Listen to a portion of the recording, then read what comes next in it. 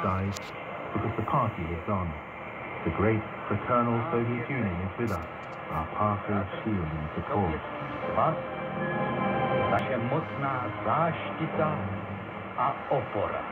In the first years after Kotzebau's death, there was little improvement in Czechoslovakia's situation.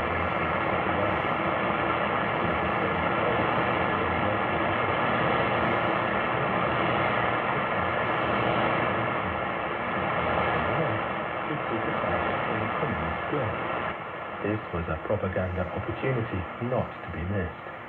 Soudružky a soudruzi, dámy a pánové, mám tu čest uvítat vás na... One such occasion was in November 1954, when the Czechoslovak news agency called a somewhat unusual press conference in Prague.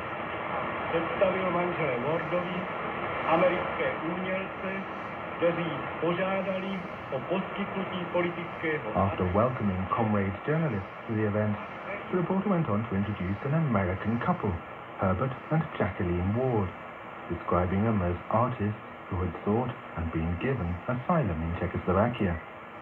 Then Herbert Ward himself spoke. We are the Americans.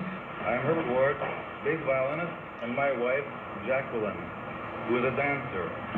Until 1950, we have lived mainly in New York, then we moved to Denmark, and for the last 2 years we lived in Vienna. Our purpose in coming to Europe was to complete our education in all fields of music and dance. At this point in the recording archive, Herbert Ward explained and Czech as he continued his story.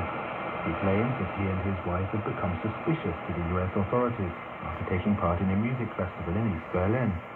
Then he says the FBI began to bully them, trying to force them back to the United States and confiscating their passports.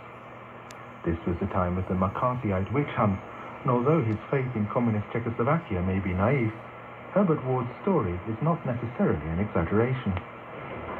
We feel sure that this press conference will help us not only to make matters clear in our case, but to call attention to the activities of those who restrict the rights of their fellow citizens and who are making dangerous provocations that might lead to a new war. Herbert Ward's wife, Jacqueline, a dancer who had studied under Isadora Duncan, also answered questions from journalists, painting a rosy picture of her prospects in her new socialist home.